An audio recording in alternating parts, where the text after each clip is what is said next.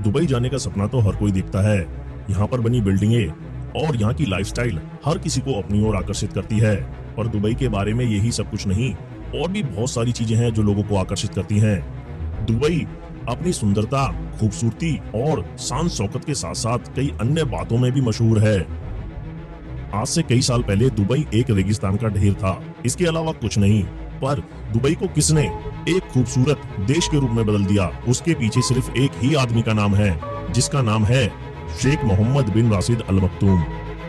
शान शौकत और इतना सारा पैसा होने के साथ साथ मोहम्मद बिन राशिद अल मक्तूम एक बात के लिए और मशहूर है, वो है उनकी बीवियां। शेख मोहम्मद बिन राशिद अल मक्तूम के पास 6 बीवियां और 30 बच्चे हैं। एक के बाद दूसरी शादी और फिर तीसरी, और इन सब शादियों के बाद तलाक। आज हम इस वीडियो में इसी बारे में जानकारी लेना चाहेंगे। दुबई के शेख आखिरकार इतनी शादी क्यों करते हैं? तो चलिए आज की वीडियो शुरू करते हैं। दोस्तों, हम आपको बता देना चाहते हैं कि इंसान के पास कितना भी धन क्यों ना हो, पर उसके जीवन में कुछ ना कुछ कमी हमेशा रह जाती है। ऐसा ही शेख के साथ भी हुआ, जब उनकी बीवी अपने बॉडीगार्ड के साथ भाग गई और उनकी बेटी ने उन पर घर में कैद करने का इल्जाम लगा दिया। इस बात से ये पता चलता है कि आप सोने के बने महलों में क्यों न रहते हो, पर इस तरह की बातें आपकी असलियत की पोल खोल देती हैं। आखिरकार शेख मोहम्मद बिन राशिद अल मक्तूम इतने मशहूर क्यों हैं, इस बात पर नजर डालते हैं। शेख मोहम्मद बिन राशिद अल मक्तूम यूएई के वाइस प्रेसिडेंट, प्राइम मिनिस्टर और मिनिस्टर ऑफ डिफेंस है। इसी के साथ साथ वो दुबई के रूलर भी हैं। शेख मोहम्मद बिन राशिद अल मक्तूम शेख राशिद बिन सैयद अल मक्तूम के तीसरे बेटे हैं, जो इससे पहले यूएई शहर के वाइस प्रेसिडेंट और दुबई के रूलर थे। शेख मोहम्मद के पास इतना सारा पैसा आता कहां से है, आप शायद अभी इसी बारे में सोच रहे होंगे। हम आपको बता देना चाहते हैं कि शेख मोहम्मद के पास अधिकतर पैसा रियल एस्टेट बिजनेस से आता है। शेख मोहम्मद बिन राशिद अल मक्तूम दुनिया के सबसे बड़े रियल एस्टेट डेवलपर में से एक हैं। इसी के साथ साथ अल मक्तूम ने कई सारी सरकारी योजनाओं को भी बढ़ावा दिया, जैसे कि अमीरात एयरलाइन, डीपी वर्ल्ड और जुमेरा समुद्र। कई ऐसी सरकारी योजनाएं अल मक्तूम ने शहर के डेवलपमेंट में लगाई।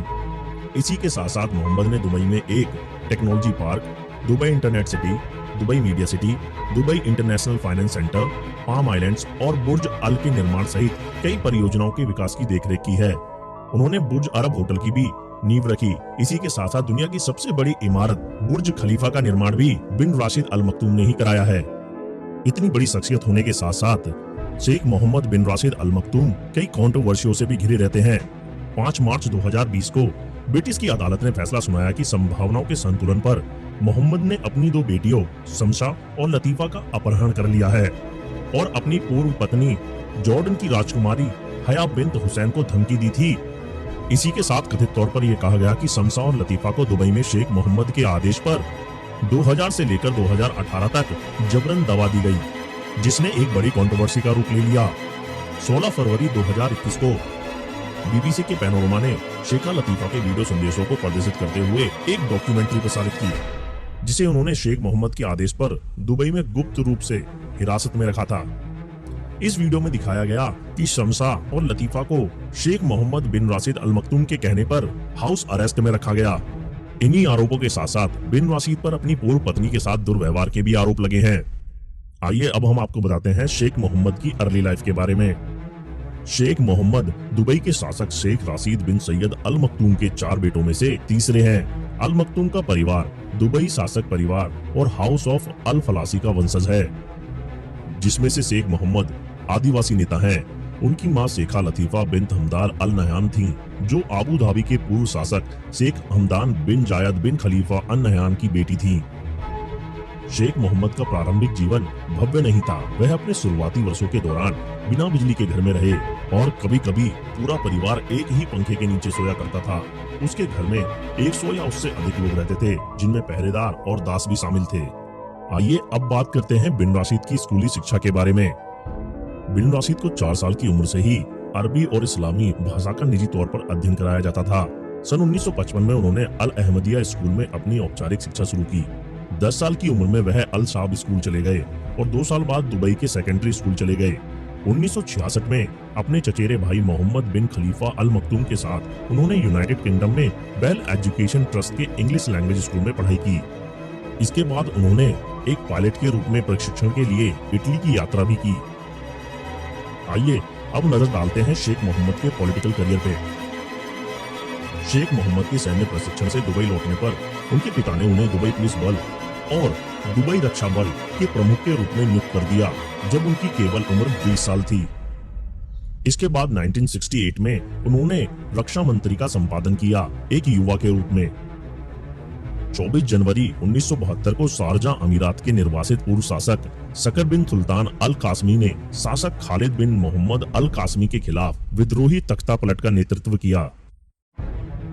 शेख मोहम्मद बिन राशिद अल मखदूम के बारे में इतना सब कुछ जानने के बाद आपके मन में एक सवाल कौन रहा होगा कि आखिरकार दुबई के शेख इतनी शादी क्यों करते हैं। चलिए हम आपको बताते हैं। दुबई में शरिया कानून लागू है, जिसके अनुसार अगर कोई आर्थिक रूप से दक्ष है तो किसी गरीब परिवार को सहारा देने के लिए वह उनकी बेटी से निकाह कर सकता है, और इसके कई अन्य कारण भी है।